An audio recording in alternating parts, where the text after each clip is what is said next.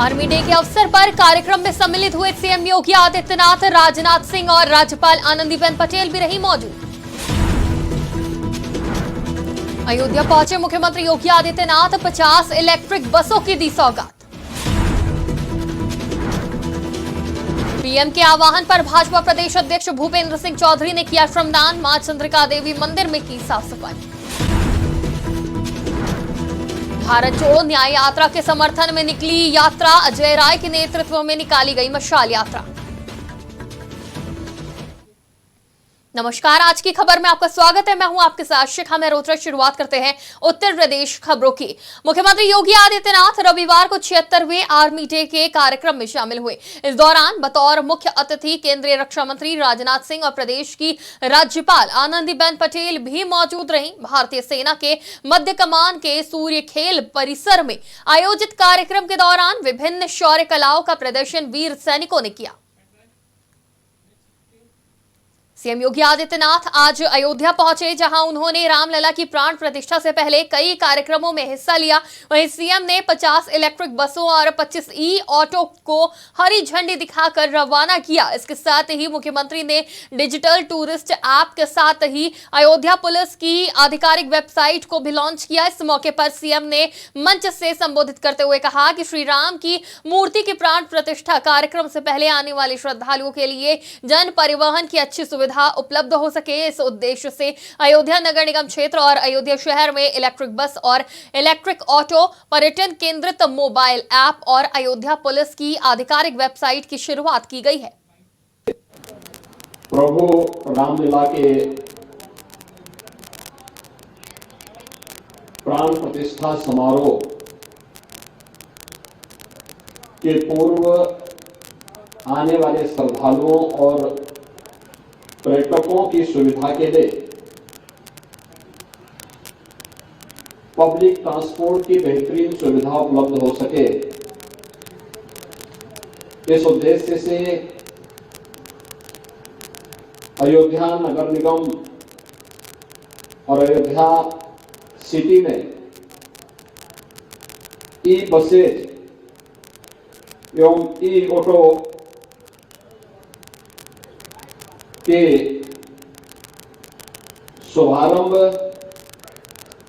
Tourism centric mobile app Ayodhya police की आधिकारिक website के शुभारंभ। देश के प्रधानमंत्री नरेंद्र मोदी ने समस्त भारतवासियों से मर्यादा पुरुषोत्तम प्रभु श्री राम जी की प्राण प्रतिष्ठा तक सभी मंदिरों और तीर्थ स्थलों की स्वच्छता का निवेदन किया है। आज इसी के दृष्टिगत लखनऊ स्थित सिद्धपीठ मां चंद्रिका देवी मंदिर में भाजपा प्रदेश अध्यक्ष भूपेंद्र सिंह चौधरी ने श्रमदान किया। इस अवसर पर प्रदेश उपाध्यक्ष लखनऊ जिला प्रभारी त्रयंबक त्रिपाठी, प्रदेश मंत्री शिवभूषण सिंह, अवध क्षेत्र के क्षेत्रीय अध्यक्ष कमलेश मिश्रा, लखनऊ जिला अध्यक्ष विनय प्रताप सिंह, बीकेटी विधायक योगेश शुक्ला, एमएलसी सीतापुर पवन सिंह चौहान और सैकड़ों कार्यकर्ता मंदिर में उपस्थित रहे। माननीय प्रधानमंत्री जी के लाल किले से किए गए संदर्भ में भारतीय जनता पार्टी आज से 14 जनवरी से 22 जनवरी तक सभी मठ मंदिरों पर, धार्मिक स्थलों पर हम लोग स्वच्छता अभियान चला रहे हैं। स्वच्छता के प्रति माननीय प्रधानमंत्री का जो संकल्प है, कमिटमेंट है, उसे हम सब लोग मिलकर भारतीय जनता पार्टी के सभी कार्यकर्ता पदाधिकारी इस अभियान को लगातार हम लोग नियमित, जो भी हमारे धार्मिक स्थल हैं, हमारे मठ मंदिर हैं, हम सब लोग लगातार आने वाले 22 तारीख तक भगवान श्री राम की जो गर्भगृह पर स्थापना होनी है, उस दिन तक हमारे लखनऊ में राहुल गांधी द्वारा चलाई जा रही भारत जोड़ो न्याय यात्रा के समर्थन में आज उत्तर प्रदेश कांग्रेस अध्यक्ष पूर्व मंत्री अजय राय के नेतृत्व में प्रदेश कांग्रेस मुख्यालय से मशाल यात्रा निकाली गई, जिसकी अगुवाई जिला अध्यक्ष वेद प्रकाश त्रिपाठी ने की। ये यात्रा पैदल मार्च कर 10 मॉल एवेन्यू कांग्रेस पार्टी कार्यालय से होते हुए उदयगंज बर्लिंगटन चौराहा, किसरबाग चौराहा होते हुए झंडेवाला पार्क, अमीनाबाद पहुंचे, जिसमें कांग्रेस पार्टी के तमाम नेता और सैकड़ों कार्यकर्ता शामिल रहे। हमारे नेता आदरणीय राहुल गांधी जी जिस प्रकार से महिलाओं की समस्याओं के उत्पीड़न को बात को लेकर के, किसानों की समस्याओं को लेकर के, नौजवानों की बेरोजगारी को लेकर, सामाजिक ताना बाना जो बिगाड़ा गया उस बात को लेकर के आज भारत जोड़ो न्याय यात्रा आज मणिपुर से कर रहे हैं। उनके समर्थन में हिंदुस्तान के सभी जनपदों में हम लोग 5 किलोमीटर की पदयात्रा करके उनको समर्थन दे रहे हैं। आज उसी क्रम में लखनऊ के कांग्रेसियों ने उत्तर प्रदेश कांग्रेस कमेटी से यहां से हुसैनगंज चौराहा और इसके बाद कैसरबाग चौराहा, इसके बाद अमीनाबाद झंडे वाले पार्क तक हम लोग पैदल मार्च करके न्याय यात्रा का समर्थन कर रहे हैं और राहुल गांधी जी को सपोर्ट कर रहे हैं। हम लोग आने वाले समय में हमारे नेता राहुल गांधी जी हैं, उनका कहना है डरो मत, हम लोग डरने वाले नहीं हैं। हम लोग आज पूरी यात्रा करके उनके समर्थन में माननीय प्रदेश अध्यक्ष अजय राय जी, हमारे प्रदेश प्रभारी अविनाश पांडे जी के निर्देश पर अंबेडकर नगर में कलयुगी बेटे ने मामूली कहासुनी पर लोहे की पाइप से हमला कर अपनी मां को मौत के घाट उतार दिया। मामला थाना महरुआ क्षेत्र के ग्राम खजूर डीह का है, जहां पशुओं को चारा डालने को लेकर युवक की मां से कहासुनी हो गई। महिला की मौत की सूचना पुलिस को दी गई, जिसके बाद पुलिस जांच में जुटी। ये देखिए ग्राम खजूरडी थाना महरुआ अंतर्गत पुलिस के पास सुबह सूचना प्राप्त हुई कि यहाँ पर एक महिला जिनका नाम सोना देवी है, उम्र लगभग 45 वर्ष, जो अपने घर में खाना बना रही थी, उनके पुत्र पंकज उम्र 25 वर्ष को जब उन्होंने गाय का चारा डालने के लिए बोला तो वो लड़का जिसकी पूर्व से मानसिक बीमारी की दवा चल रही थी अकबरपुर से, उसके द्वारा इस बात पे वो बिभर गया और उसने वहाँ पर आग लगाने के लिए जो फुकनी होती है, जो मेटल की होती है, उससे उसने अपनी माँ के ऊपर कई बार वार कर दिया, जिसमें माँ हताहत हुई हैं और उनको पोस्टमार्टम हेतु भिजवा दिया गया है। पुलिस ने सूचना पर तत्काल आकर अभियुक्त को मयाला कत्ल गिरफ्तार किया। अंबेडकर नगर में लापता बच्चे का शव तालाब में मिलने से पीड़ित परिवार में कोहराम मच गया। मामला जहांगीरागंज थाना क्षेत्र के अंतर्गत नेवारी दुराजपुर गांव का है, जहां पीड़ित परिवार के घर के सामने बड़ा तालाब में लापता बच्चे का शव मिला। सूचना पर पहुंची पुलिस जांच में जुटी। औरैया के अरवा कटरा विकास खंड में विकसित भारत संकल्प यात्रा कार्यक्रम का आयोजन किया गया, जिसमें मुख्य अतिथि के रूप में पूर्व विधानसभा प्रत्याशी रिया शाक्य और जिला प्रभारी आनंद सिंह बेस समेत कई अधिकारी मौजूद रहे। इस मौके पर रिया शाक्य ने कहा कि मोदी सरकार द्वारा जमीनी स्तर के गरीब, महिलाओं, मजलूमों, किसानों के हित में कई कार्य किए जा रहे हैं। उनका सपना है कि भारत देश विकसित हो और आम जनमानस राहत ले सके। उन्होंने आगे कहा कि भाजपा सरकार की योजनाओं के तहत जरूरतमंदों को प्रधानमंत्री आवास योजना, उज्ज्वला योजना, शौचालय, किसान सम्मान निधि, स्वनिधि योजना सहित ग्राम पंचायत के हर स्तर पर सरकार की योजना देना प्राथमिकता है। आपको आवास मिल गया, आपको अन्न मिल गया, आपको उज्ज्वला के नाम पर कनेक्शन मिल गया, विद्युत के नाम पर विद्युत का फ्री कनेक्शन मिल गया, किसान सम्मान निधि के नाम पर 2000 रुपए की धनराशि मिलने लगी, हर सुख चैन की व्यवस्था हो गई। लेकिन इसके साथ साथ एक और चिंता इस देश को थी कि आपको आवास मिला, लेकिन प्रभु श्री राम आज भी अपने आवास पर नहीं थे, आज भी तंबू में थे और उस व्यवस्था को अगर किसी ने सुदृढ़ किया है, उनके आने वाली हर बाधा को दूर करने का काम किया है और अयोध्या में भव्य राम मंदिर का निर्माण हो और उस निर्माण के साथ प्रभु श्री राम उस गर्भगृह में स्थापना ले। यह काम किसने किया है? क्योंकि आप सबने अपने कभी जब टीवी पे सुनते थे, टेलीविजन एलईडी सबके घर में है, जब सुनते थे तो बार बार एक व्यंग किया जाता था, ये भाजपा के लोग हैं, ये तो एक ही बात कहते हैं कि रामलला हम आएंगे, मंदिर वहीं बनाएंगे, लेकिन तारीख नहीं बताएंगे। लेकिन आज मैं उनसे कहना चाहता हूं, जिनके मन में ये भाव था, जिनके मन में ये भावना थी, उनको जवाब भी है और उनके मुंह पर तमाचा भी है कि रामलला हम आएंगे, मंदिर वहीं बनाएंगे। और हम बरेली में अज्ञात वाहन ने गाय को टक्कर मार दी, जिसके बाद लोगों ने नगर निगम के सहयोग से उसे गौशाला पहुंचाया। दरअसल बरेली पवन विहार कॉलोनी के पास रात में किसी अज्ञात वाहन ने एक गाय को टक्कर मार दी थी, जिससे गाय के 2 पैर टूट गए, जिसकी सूचना स्थानीय लोगों ने नगर निगम को दी, जिस पर नगर निगम की ट्रॉली मौके पर पहुंची और गाय को ट्रॉली में रखकर नगर निगम के सीबीगंज स्थित गौशाला में पहुंचाया गया, जहां उपचार के साथ गाय के लिए चारा पानी का प्रबंध किया गया। अयोध्या में प्रस्तावित भगवान श्री राम की प्राण प्रतिष्ठा से पहले पीएम मोदी के अनुरोध और योगी आदित्यनाथ के निर्देश पर 14 से 22 जनवरी 2024 तक विशेष सफाई अभियान चलाया जा रहा है, जिसके चलते आज बहराइच कलेक्ट्रेट परिसर में जिलाधिकारी मोनिका रानी ने अन्य कार्यालयों के अधिकारियों और कलेक्ट्रेट के सहयोगियों के साथ कलेक्ट्रेट परिसर में सफाई अभियान संचालित कर जिले में विशेष सफाई अभियान की शुभारंभ किया। जिलाधिकारी ने बताया कि जनपद के सभी 1041 ग्राम पंचायतों में 14 से 22 जनवरी 2024 तक संचालित होने वाले विशेष सफाई अभियान के लिए ग्राम पंचायत नोडल अधिकारी नामित किए गए हैं। वहीं जिलाधिकारी ने जनपदवासियों से अपील की कि विशेष सफाई अभियान को सफल बनाए जाने में सहयोग प्रदान करें। ये दिन जो है सभी जगह पर एक विशेष अभियान की शुरुआत की जा रही है, सफाई अभियान की। इसमें सर्वप्रथम सरकारी कार्यालयों को लिया गया है और जितने भी सार्वजनिक स्थल हैं उनको लिया गया है। तो आज हमारे साथ में हमारी पूरी राजस्व की टीम है, सीआरओ साहब, एडीएम साहब, सिटी मजिस्ट्रेट, हमारे ट्रेनी ऑफिसर्स यहाँ पे और कलेक्ट्रेट के सभी कर्मचारीगण हैं। तो कलेक्ट्रेट से इस अभियान की शुरुआत हो रही है। इसके साथ अन्य जो सरकारी कार्यालय हैं उनमें भी साफ़ सफाई की जाएगी।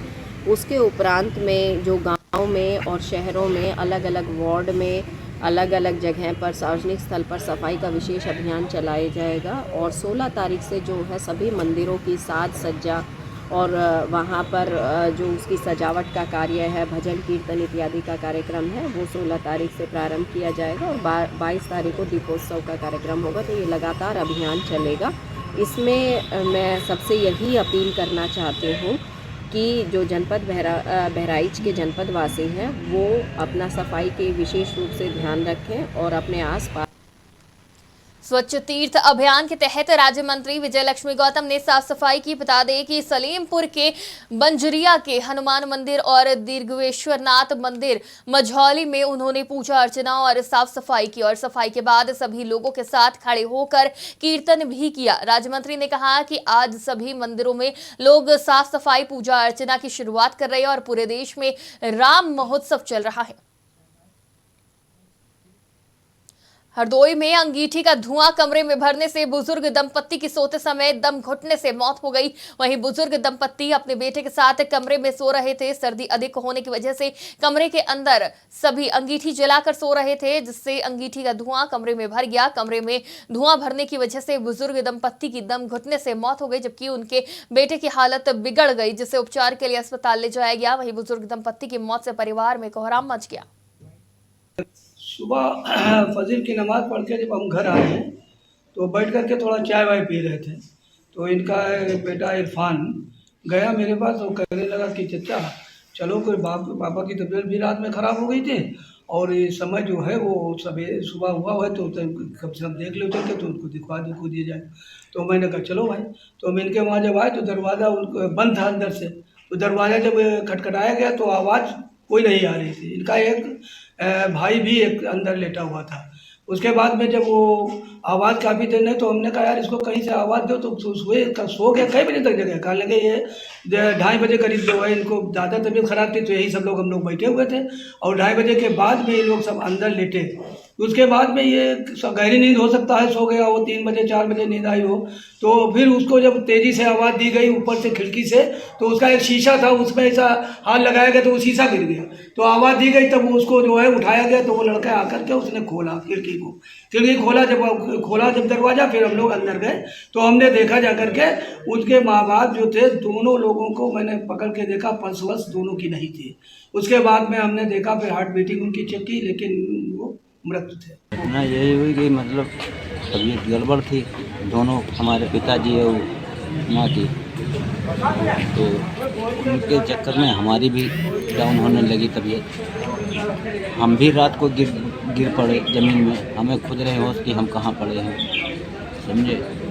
हमें तो पता ही नहीं, किसी ने हमें निकाला काट के। अंगीठी थी। मैं कोहरे और ठंड का फायदा उठाकर 3 सराफा दुकानों के शटर तोड़कर लाखों रुपए के जेवर नकदी चोरी कर लिए। चोरों ने दुकान में लगे सीसीटीवी कैमरे के डीवीआर भी उठा लिए। मामले की जानकारी सुबह जब दुकानदारों को हुई तो हड़कंप मच गया। सूचना मिलने पर पुलिस ने घटनास्थल का निरीक्षण किया। वहीं सीओ ने बताया कि पूरे मामले में जांच पड़ताल की जा रही। घटना का शीघ्र ही खुलासा किया जाएगा। कुमार है, घर में सो रहे थे, पत्रकार आए पेपर देने, उन्होंने बताया कि आपकी दुकान टूटी है। तो मैं आया, देखा यहाँ शटर टूटा मिला, ताले टूटे मिले और सारी रैकें खाली मिली। इसमें नई पुरानी चांदी थी 2 किलो 600 ग्राम के समथिंग, 22 ग्राम पुराना सोना था, DVD गायब है, कुछ पैसे थे 30,000 के समथिंग। लगभग में नुकसान हुआ है 4 सवा लाख। मैं सत्येंद्र सिंह, क्षेत्राधिकारी बिलग्राम, जनपद हरदोई। आज 13/14 की रात्रि थाना सांडी अंतर्गत 3 ज्वेलर्स की दुकान पर शटर तोड़कर चोरी की घटना हुई है, जिसमें तहरीर प्राप्त हो गई है। मुकदमा पंजीकृत कराया जा रहा है। घटना के खुलासे के लिए टीमें लगा दी गई हैं।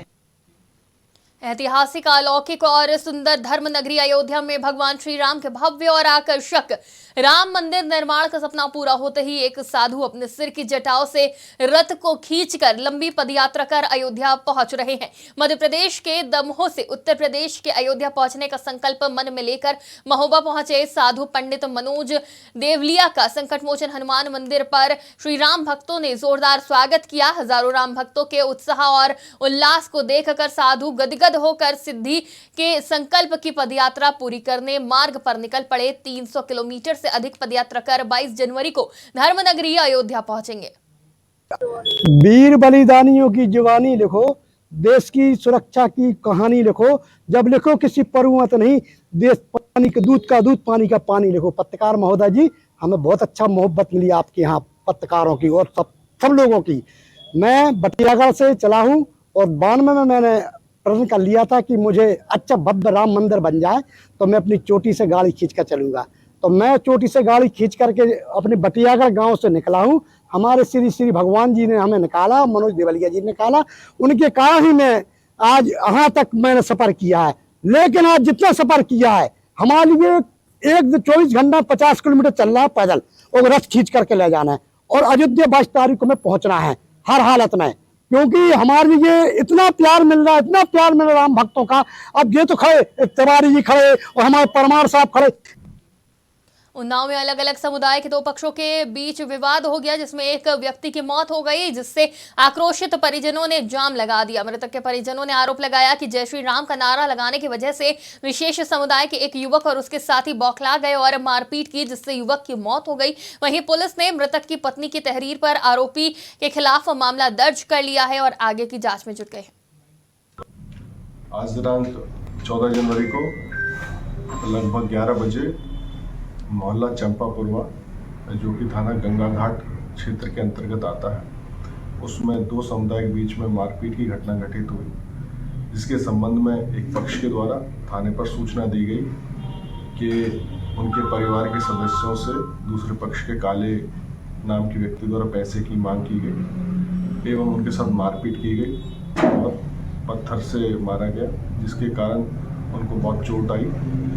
उक्त सूचना के आधार पर थाना गंगा घाट पर मुकदमा पंजीकृत किया गया एवं उपचार हेतु अस्पताल दोनों पीड़ितों को पहुंचाया गया, जहां पर वहां एक विनोद कश्यप नाम के व्यक्ति की मृत्यु हो गई। उक्त के संदर्भ में अभियुक्त की गिरफ्तारी हेतु टीमों का गठन किया चुका है और कतिपय